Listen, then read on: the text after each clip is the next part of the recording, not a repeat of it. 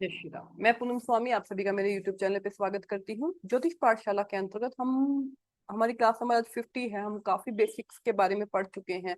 अब हमारा है कि फलित कैसे करें। अभी तक हमने ये सीख लिया फलित कैसे करें। मैंने बोला डे 1 से आपको प्रैक्टिस करना शुरू कर देना चाहिए जब आप ये वीडियो देख रहे हो। तो फलित के लिए हमें सबसे पहले पंचांग लिखना है अपना, कि पंचांग के थ्रू हेल्थ, शादी, नेचर, चरित्र, भाग्य और करियर, ये आप एक आउटर लाइन आप ड्रॉ कर सकते हैं किसी भी चार्ट के लिए। उसके बाद मैंने जिस तरह से राशियां आपको समझाई, ग्रह समझाए, उसके बेस पे आप इंसान का लगन देखकर या जिस विभाव की आपको प्रिडिक्शन करनी है उनको कनेक्ट कर सकते हैं। अब उसके बाद उसके एक और आता है हाउस रोटेशन, वो भी हम धीरे धीरे सीखेंगे। आज है कि हम टाइमिंग कैसे करें, या चार्ट आता है तो सबसे पहले हम इवेंट को प्रिडिक्ट करने के लिए क्या चीज सबसे पहले लगाएं। आज का हमारा टॉपिक है कि सबसे पहले हमें क्या करना है। पूरा हमने अपनी नोटबुक के अंदर एक तरफ पत्री, एक तरफ कुंडली बना ली, कुंडली के साइड में पंचांग सारा लिख लिया, लगन लिख लिया, लग्नेश लिख लिया, लगन नक्षत्र भी लिख सकते हैं। अभी तक हम आद्रा नक्षत्र तक कवर कर चुके हैं। तो नक्षत्र फ्लो फ्लो जैसे जैसे मेरी क्लासेस आगे बढ़ेगी तो मैं इनको अपलोड करती जाऊंगी। नक्षत्र एक साथ मैं नहीं रिकॉर्ड कर सकती, तो वो हम धीरे धीरे करते जाएंगे। तो आज का हमारा टॉपिक है भृगु चक्र पद्धति। भृगु चक्र पद्धति एक बहुत ही बेसिक तरीका है ज्योतिष में टाइमिंग ऑफ इवेंट करने का, और बहुत इजी तरीका है। ये सबसे पहले सप्तऋषि एस्ट्रोलॉजी के सुनील जोन सर ने ही हम लोगों को सबको इंट्रोड्यूस करवाया था। उसके बाद आगे सभी लोगों ने अपने लेवल पे इसको किया। जैसे अगर मैं आज आपको इसका लेवल 1 या बेसिक तरीका बता रही हूँ, तो उसके बाद आपका तरीका है कि आप इसको कैसे यूज करते हैं। मैं एक पहला लेवल बताऊं जिस तरह से मैं भी इसको रेगुलर बेस पे हर चार्ट में यूज करती हूँ। भृगु चक्र पद्धति के अंतर्गत जैसे हमारे 12 भाव है, 12 भाव ये जीवन तो, अब एज कितनी है उसको तो बात अलग है, लेकिन 12 भाव के अंदर हमारे सारे जीवन की सारी चीजें आ जाती हैं। हमारी एजुकेशन, हमारा धन, हमारी शादी, हमारा नेचर, हमारा करियर, हमारा स्टडी, हमारे सिबलिंग्स, हम जो भी करते हैं, हमारे फ्रेंड्स, लाभ, गेन, दुख, दर्द, रोग, सब हमारे 12 के 12 भावों में आ जाते हैं। खर्चे। अब हर साल में एक भाव एक्टिव होता है द डे हम पैदा हुए उस दिन। जिस दिन हम पैदा हुए उस दिन से हमारा फर्स्ट हाउस एक्टिवेट हो जाता है, और पूरे 12 भाव 12 साल तक एक्टिव होते हैं। फिर हमारा जब 13वां साल आता है तो हमारा फिर से फर्स्ट हाउस लगन एक्टिवेटर हो जाता है, और ये ऐसे ही चक्र चलता रहता है भृगु चक्र पद्धति के अंतर्गत। इसका सबसे पहला नियम है कि हमें रनिंग ईयर लेना होता है, क्योंकि द डे हम बोर्न हुए, हम एक साल के तो नहीं हो गए ना। द डे हम बॉर्न हुए तब से लेकर, मैं आपके साथ अपनी पीपीटी शेयर करती हूँ कि द डे हम बॉर्न हुए, जिस दिन हम बॉर्न हुए, हमारी क्लास नंबर 50 हो गई है ये। द डे हम बॉर्न हुए, जब तक हमारा फर्स्ट बर्थडे बनेगा तब तक हमारा फर्स्ट हाउस एक्टिवेटेड रहेगा। तो रनिंग ईयर हमको लेना है। Running first year, running second year में आपका second house, running third year में आपका मतलब 2 साल जब जिस द डे आपके 2 साल कंप्लीट होंगे आपके बर्थ डेट को, तो उस दिन से 2 साल कंप्लीट होते ही आपका थर्ड हाउस एक्टिवेशन में आ जाएगा। आपके 3 साल कंप्लीट होंगे तो आपका फोर्थ हाउस एक्टिवेशन में आ जाएगा। आपके 4 साल कंप्लीट होंगे तो आपका फिफ्थ हाउस एक्टिवेशन में आ जाएगा। हमें रनिंग ईयर लेना होता है। क्लियर अपने माइंड में इस चीज को रखिएगा कि हम इसमें रनिंग ईयर कैलकुलेट करते हैं अपना 0 से 1, 1 to 2, 2 to, ये मैंने आपको लिखा है, इसके आप स्क्रीनशॉट ले सकते हैं। तो ये फिर 12 के बाद ही वापस, ये देखिए मैंने वापस लिखा first year, second year, third year, fourth year, इस तरह से हमारा चलता है। और ये आप देख 12 जब हमारा रनिंग 12th ईयर होगा तो हमारा 12th हाउस, फिर 24 ईयर, फिर 36 ईयर, फिर 48 और 60, इस तरह से आप काउंट कर सकते हैं किस किस ईयर में कौन सा हाउस एक्टिवेशन में आया। और हमें ये सबको पता है, हमारे दिमाग में हर हाउस की बेसिक चीजें हमारे दिमाग में हमेशा होनी चाहिए, कि हम पहले भाव से नेचर देखते हैं, हेल्थ देखते हैं, अपना ओवरऑल पर्सनैलिटी देखते हैं, सेकंड भाव से धन देखते हैं, वाणी देखते हैं, आपका एक्यूमुलेट जितना भी आपका धन है, बैंक बैलेंस है, ज्वेलरी है, आपकी बोलने का तरीका है, आपका आपका फैमिली है, और आपका भोजन है। थर्ड हाउस से हम लोग दोस्त अपने सॉरी सिबलिंग्स देखते हैं, कजन्स देखते हैं, छोटी यात्राएं देखते हैं, बोलने का तरीका, कम्युनिकेशन स्किल्स देखते हैं, और आपका साहस देखते हैं। फोर्थ हाउस से खुशियां देखते हैं, मदर देखते हैं, मन देखते हैं, वाहन देखते हैं, प्रॉपर्टी देखते हैं। फिफ्थ हाउस से संतान, इंटरेस्ट, फोर्थ हाउस से एजुकेशन भी है, फिफ्थ हाउस से संतान, आपकी इंटरेस्ट, आपके लव अफेयर्स देखते हैं। उसके बाद एनिमी, रोग, ऋण, शत्रु, छठा भाव है, भार्या और पोजीशन, अगर आपकी समाज के अंदर क्या प्रतिष्ठा है वो भी हमारा सेवंथ हाउस दिखाता है। उसके बाद पार्टनरशिप भी हमारी सेवंथ हाउस दिखाती है। लॉन्जिविटी, आयु, पैतृक संपत्ति, अनअर्न्ड मनी, और लंबी चलने वाली पीड़ा और लाइलाज बीमारी, ये सब हम समुद्री यात्रा और अकल्ट, ये सब हम अष्टम भाव से देखते हैं। भाग्य हमारा 9 भाव से देखा जाता है। भाग्य के साथ में पिता, धर्म और धार्मिक यात्राएं, ये सब आपके 9th हाउस से देखी जाती है। कर्मा, आपका कर्म, आपके पिता की फैमिली, ये सब हम 10th हाउस से देखते हैं। गेन, जितने भी प्रकार के लाभ हमारे जीवन के अंदर आते हैं हम 11th हाउस से देखते हैं। और 11th हाउस के साथ में हम लोग अपने मित्र मंडली को भी देखते हैं कि हम कहाँ पर पार्टी करने जाते हैं, कहाँ पर जाके हम और 12th हाउस से हमारी हानि, हमारे खर्चे, हॉस्पिटल, विदेश यात्रा, एनजीओ, ये सब, निंद्रा, आपका शैया सुख, ये सब सारा हम इन भावों से देखते हैं। इतना आपको पता होना चाहिए। आपको नहीं पता है तो आप मेरे क्लास नंबर 4 और 5 में जाके भावों से संबंधित मैंने वहां पर आपको समझा रखा है कि किस भाव से आप क्या देखें। हमें ये पता होना चाहिए हमारे दिमाग में, क्योंकि जब हम प्रिडिक्शन में आते हैं ना तो हमें बेसिक्स हमारे क्लियर होने चाहिए। और काफी हद तक राशियों के, भावों के और ग्रहों के 10-10 कार तत्व हमें पता होना चाहिए कि ये क्या देते हैं, या इस भाव में आने की वजह से क्या देंगे। वो भी हम धीरे धीरे वीडियो बनाएंगे कि लग्नेश अगर सभी भावों में है तो आप क्या प्रिडिक्ट करें। लेकिन पहले पंचांग आपने लिख लिया, पत्री बना ली नोटबुक के अंदर, पंचांग आपने लिख लिया, नेचर लिख लिया आपने। उसके बाद दशा से पहले आपको ये काम करना है। अब इसके बाद आप ये इसकी भी स्क्रीनशॉट लेके रख सकते हैं कि पहले साल फर्स्ट हाउस कब कब एक्टिवेशन में आएगा, सेकंड हाउस कब कब एक्टिवेशन में आएगा, थर्ड हाउस कब कब एक्टिवेशन में आएगा। ये मैंने यहाँ पर आपको बना के दिया हुआ टिल 60 ईयर्स तक मैंने ये आपको बना के दिया हुआ है। अब हम लोगों का है कि अब हम प्रिडिक्ट कैसे करें। मान लीजिए आपके पास शादी के लिए कोई आते हैं कि हमारी शादी कब होगी, या हमारे पास आते हैं कि लव अफेयर चल रहा है, ब्रेकअप हो गया है हमारा, या करियर कब स्टार्ट होगा, जॉब कब लगेगी, संतान कब होगी। जनरली हमारे पास क्वेश्चन ये होते हैं। तो संतान 5th हाउस से, शादी 7th हाउस से। तो जब भी आपका 7th हाउस सप्तमेश शुक्र, या सेकंड हाउस फैमिली का है, 5th हाउस, 9th हाउस धार्मिक जो परंपरा से जो फेरे होते हैं, धार्मिक जितने भी रीति रिवाज है वो 9th हाउस से देखे जाते हैं। ये हाउस एक्टिवेट हो, 11th हाउस एक्टिवेटेड हो, 12th भी कई बार कहता है फिजिकल रिलेशनशिप या सुख 12th हाउस से देखा जाता है। तो ये सारी चीजें देखे तो ये हाउस एक्टिवेशन हो तो शादी की पॉसिबिलिटीज दिखाता है। अब हम उस भाव के स्वामी को देखते हैं। पहली बात उस भाव को देखते हैं। पहला पहला पॉइंट कौन सा हाउस एक्टिवेशन में आ रहा है। दूसरा पॉइंट होता है उस भाव का स्वामी किस भाव में जाकर बैठा है। बस ये दो चीज देखिए, उस भाव का स्वामी मतलब उसमें जो राशि पड़ रही है उसका स्वामी किस भाव में जाए। उसके बाद आपका अपने लेवल पर नक्षत्र क्या आ रहा है, दृष्टियां क्या आ रही हैं, गोचर क्या दिखा रहा है, आप अपने हिसाब से उसको और भी माइनर कर सकते हैं। पर आउटर या बड़ी पिक्चर देखने के लिए या जस्ट इन मोमेंट पे प्रिडिक्ट करने के लिए आपको पता होता है कि किस किस ईयर में कौन से हाउस एक्टिवेशन में होते हैं। वो एक समय बाद मेंटली कैलकुलेट हो जाने चाहिए। कि जैसे मेरे पास चार्ट आते हैं, मुझे मतलब जनरली आप कहीं खड़े, आपके पास सॉफ्टवेयर भी नहीं है, आपके पास कुछ नहीं है, बस आपको इतना पता है कि जो इनका ईयर है, बॉर्न ईयर। जैसे मेरे पास बहुत बार एक सिंपल सा एग्जांपल मैं उसके साथ देती हूँ। ट्रेन में मेरे साथ कोई थे, वो दिसंबर 94 बॉर्न थे, और उन्होंने ऐसे ही, मेरे को पता लग गया बातों बातों में कि मैं ज्योतिष हूँ। तो उन्होंने मुझसे पूछा कि मैम मेरी शादी कब होगी उनकी।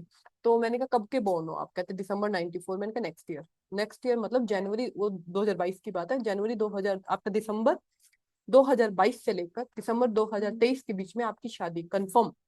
कहते बिना कुंडली देखे, बिना कुछ देखे आपने ये कैसे बोला। मैंने कहा देख लेते हैं। तो उन्होंने मेरा नंबर वहां पर किया था, और एग्जैक्टली ये बात है मार्च 2022 की। जब मैंने उनको प्रिडिक्ट किया था मार्च 2022 की बात है, और मैंने प्रिडिक्शन दिया था दिसंबर 22 से लेकर दिसंबर 23 के बीच में आपकी शादी हो जाएगी। तो उन्होंने मुझे नंबर लिया था मेरा ट्रेन में। उनकी शादी हुई थी फरवरी 2023 के अंदर। और मुझे उन्होंने बात बताया था बाद में कि एग्जैक्टली आपने बोला था कि, और वो अब 94 के तो 29 ईयर तो हो गए ना, 30 साल के आसपास के वो थे। और उस टाइम ट्रेन में ऐसे प्रिडिक्ट करना सिर्फ भृगु चक्र पद्धति से। और अभी आपके ये वीडियो बनाने से पहले भी मैं एक चार्ट देख रही थी, 87 बॉर्न है, और 87 बॉर्न का सेकंड हाउस एक्टिवेशन में आ जाएगा इस साल बर्थडे तक। मतलब आपको ऐसे कैलकुलेशन करनी है कि जब हम, अभी मैं आपको बताऊंगी कैसे उसको कैलकुलेशन करना है। तो बर्थडे के बाद से आपका सेकंड हाउस एक्टिवेशन में आ जाएगा, और बर्थडे के बाद से। तो ये कैलकुलेट जब हम करते हैं ना, तो इसमें हमें पता लग जाता है कि किस हाउस में। तो उनका क्वेश्चन था 87 बॉर्न की मेरी शादी कब होगी, तो सेकंड हाउस एक्टिवेशन में आ रहा है बर्थडे के बाद से। और सेकंड हाउस एक्टिवेशन फैमिली का है, तो फैमिली में कुछ ग्रोथ होगा, फैमिली में कोई इवेंट होगा, और वो वहां की राशि ग्रह के, वो प्रश्न से क्वेश्चन था, मतलब मैंने कुंडली नहीं देखा था उनका, प्रश्न से मैंने रिप्लाई किया था कि इस साल आपके बर्थडे से लेके नेक्स्ट बर्थडे तक आपकी शादी हो जाएगी। बहुत ऐसी मेरे पास बहुत कुंडलियां हैं, ऐसे बहुत एग्जाम्पल हैं जो मैं सिर्फ और सिर्फ ईयर पूछ के और बीसीपी कैलकुलेट कर कर माइंड के अंदर उनको प्रिडिक्शन देती हूँ, जॉब लगने की, शादी की, संतान होने की, और वो एक्यूरेट जाती है। यहाँ तक कि आप यहाँ भी कौन सा हाउस एक्टिवेशन में, 6th house, 8th house, 12th house अच्छे नहीं बताए गए हैं। तो 6th हाउस रोग ऋण शत्रु का है, 8th हाउस आपके आ, बिल्कुल बीमारियों का, ऐसी बीमारियों का जो लाइलाज बीमारियां हैं, पीड़ा है। 12th हाउस आपका हॉस्पिटल का, विदेश का है। तो इनसे संबंधित इवेंट भी जो हाउस एक्टिवेशन में, उससे संबंधित इवेंट आप प्रिडिक्ट कर सकते हैं। लेकिन ये फर्स्ट लेयर है। इसके साथ में इसमें अगर आपको एकदम एक्सपर्ट आप हो जाते हैं, आपको एक्सपीरियंस हो जाता है कैलकुलेशन करना, कैलकुलेशन आपकी सही बैठने लग जाती है, तब आप सेकंड लेयर पर जाइएगा। तो इस फर्स्ट लेयर है। इसके बाद लोग मंथ से भी प्रिडिक्शन करते हैं कि किस मंथ में कौन सा हाउस एक्टिवेशन में आ रहा। 12 महीने हैं, 12 मंथ है आपके बर्थडे से लेके नेक्स्ट बर्थडे तक। उसके बाद जो हाउस एक्टिवेट हो रहा है, उस हाउस के स्वामी की डिग्री कितनी है, उस डिग्री थोड़ा सा मैथमेटिकल कैलकुलेशन करने के बाद भी वो इवेंट निकाला जाता है पूरे साल के अंदर, कि इस साल के अंदर मेन इवेंट कब होगा, किस मंथ में होगा। और वो इवेंट जनरली हमें याद रहता है, बड़ा इवेंट होता है। अच्छा बुरा डिपेंड्स ऑन उस ग्रह की पोजीशन कहाँ पर आ रही है, और वो कैसा बैठ रहा है, कौन सा हाउस एक्टिवेशन हो रहा है।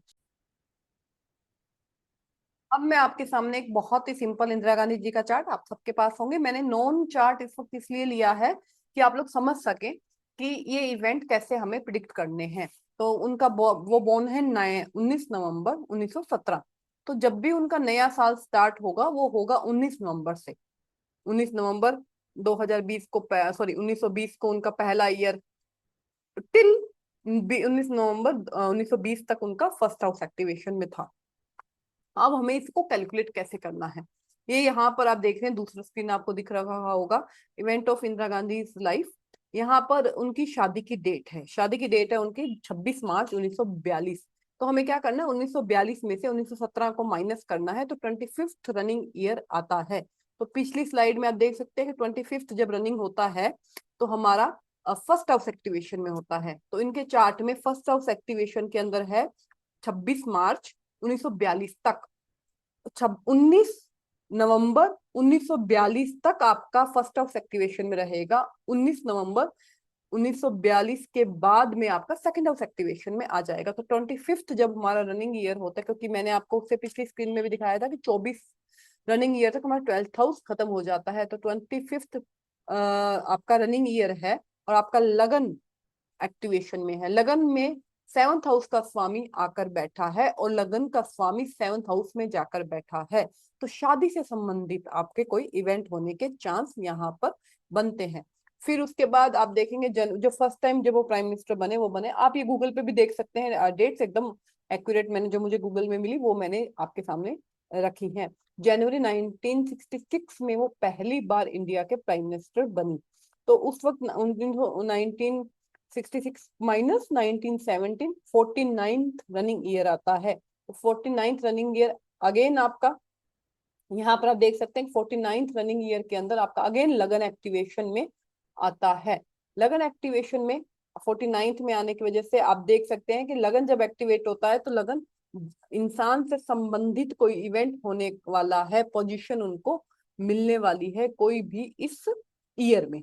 और लगन का स्वामी 7th हाउस में बैठा है, और 7th हाउस आपकी पोजीशन दिखाता है। 5th हाउस और 7th हाउस, 7th हाउस आपकी समाज में प्रतिष्ठा दिखाता है, और 5th हाउस आपको समाज में पोजीशन दिखाता है।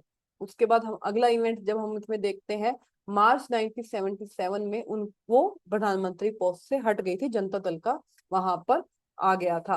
तो 1977 को अगेन हम 1917 से करते 60th ईयर, 60वां साल उनका एक्टिवेशन के अंदर है।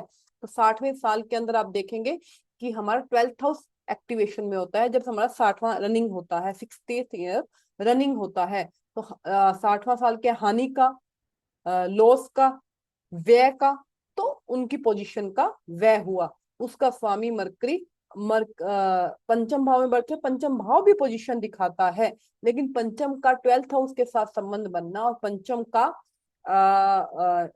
अर्थ अष्टम के साथ संबंध बनना आपको पोजीशन से नीचे गिराना, या आपका ब्रेकअप होना, लव अफेयर्स भी है।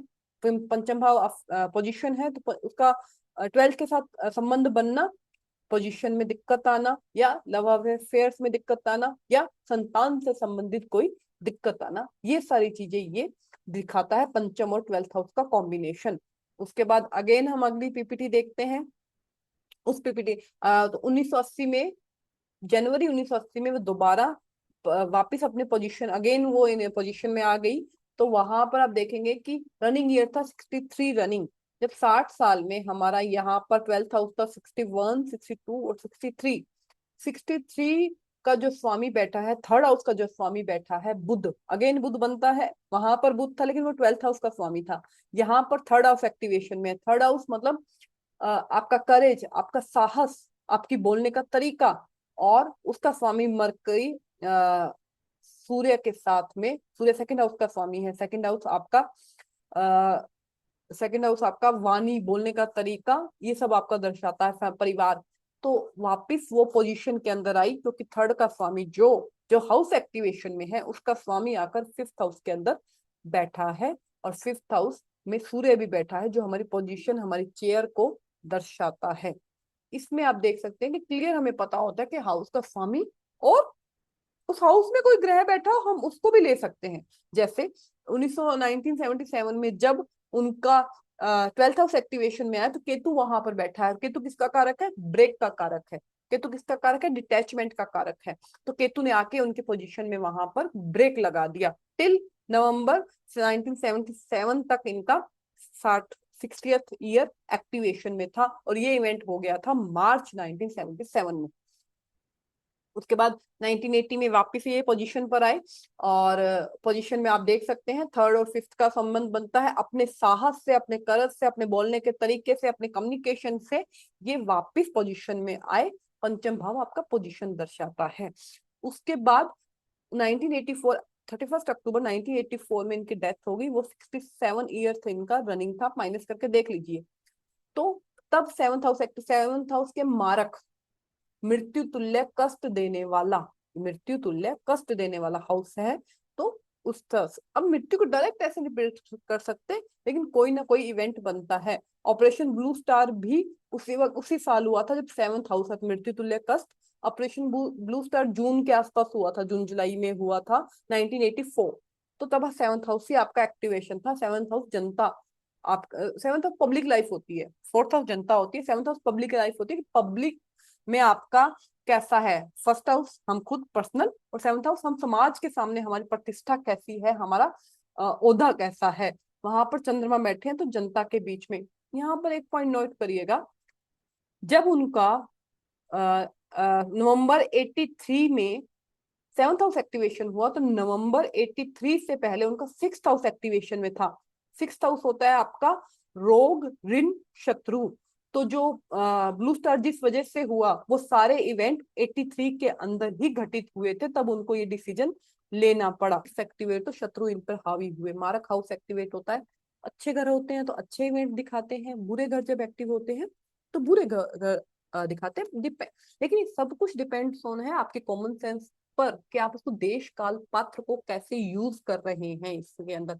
अब मुझे एक बहुत ही सिंपल सा एक तरीका बताइए कि आपके पास बच्चे की कुंडली आती है, उसका पंचम हाउस एक्टिवेशन में है या 7th हाउस एक्टिवेशन, तब शादी तो नहीं बोलेंगे ना, है ना? सीधी सी बात है। आप 7 साल की उम्र में, 14 साल की उम्र में, 21 साल की उम्र में, सॉरी 20 साल की, 19 साल की उम्र में, 7 उम्र में और 19 साल की उम्र में आपका 7th हाउस एक्टिवेशन में होता है। तो उस हिसाब से आप प्रिडिक्शन करेंगे करियर के लिए। आपको 65-66 ईयर के उम्र में आते हैं, तो आप 7th हाउस एक्टिव होने पे शादी तो नहीं बोलेंगे। तो डिपेंड्स ऑन कि देश काल पात्र को देख, देश मतलब कैसी परिस्थिति है, काल मतलब समय कैसा है, देश कौन सा है, क्या, और पात्र मतलब सामने वाले जातक की उम्र क्या है, ये सब देखने के बाद ही आप प्रिडिक्शन कर सकते हैं। ये बीसीपी की फर्स्ट लेयर थी जो मैंने सिखाने की कोशिश करी।